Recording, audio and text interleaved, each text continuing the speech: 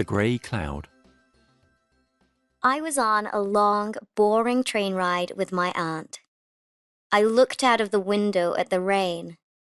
The countryside looked grey and cold. "Tell me a story, Aunt Claire," I said. "One about the rain." "All right," she said. This is the story she told me. There was a small cloud in the sky above the apartment where Lily lived.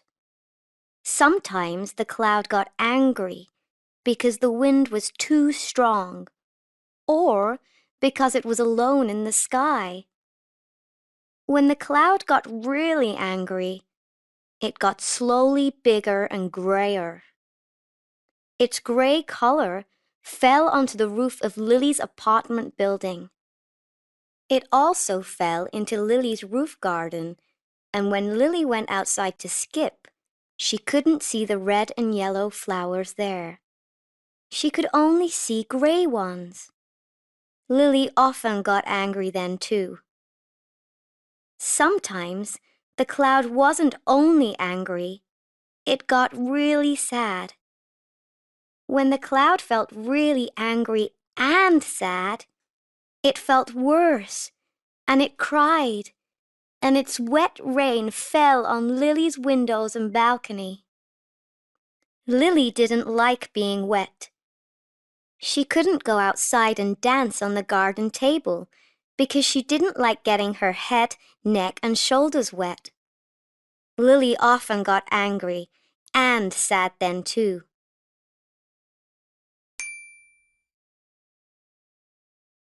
Sometimes the cloud wasn't only angry and sad, it often got frightened.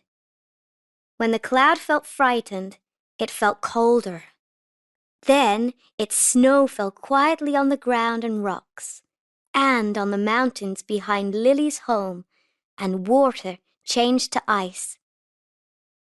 Walking in the snow and on the ice was difficult and dangerous. Lily often got angry, sad, and frightened then too.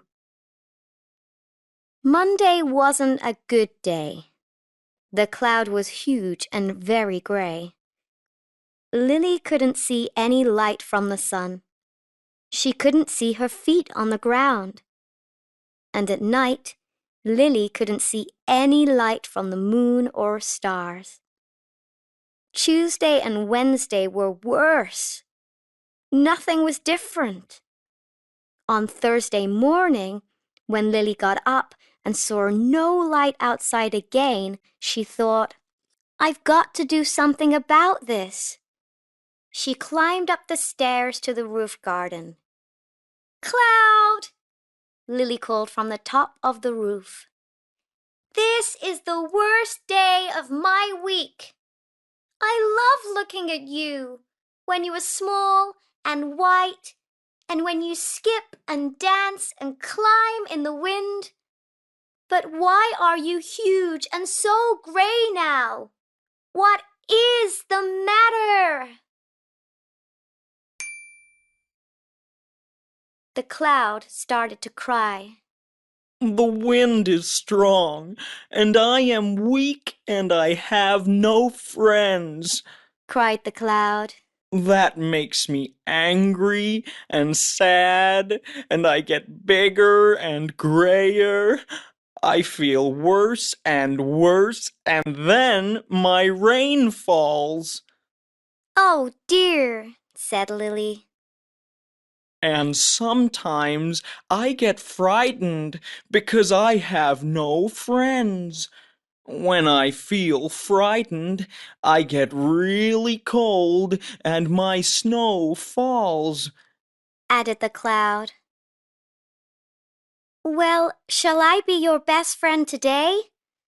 I know I can make you feel better again, stronger too," Lily said to the cloud, and started to skip along the roof garden.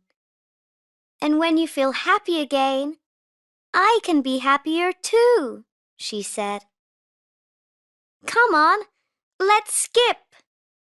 Lily took off her coat and started to skip around the grey flowers, and the clouds slowly started to skip around the sun. "That's better, but more quickly, more quickly," laughed Lily. "Come on, my friend. Now let's dance." Lily jumped up onto the table, waved her arms around, and started to dance. And the clouds slowly started to dance in the wind.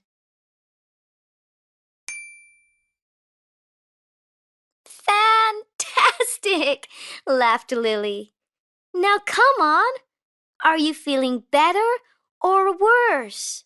"Better!" said the cloud. "Great! Then now let's climb."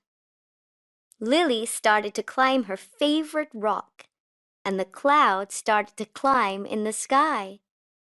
"Higher! Higher!" Lily called. And when the cloud skipped and danced and climbed with Lily, its color changed from gray to white, and a beautiful rainbow appeared in the sky. The cloud was happy again, and Lily couldn't stop laughing. "That's better!" But it wasn't always like that.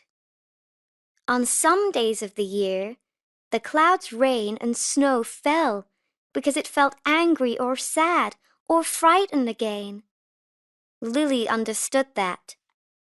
"We can't always feel happy," Aunt Claire said. "But skipping, dancing, and climbing and laughing and playing with really good friends can always help us feel better again. Now pick up your bag. Here's our station."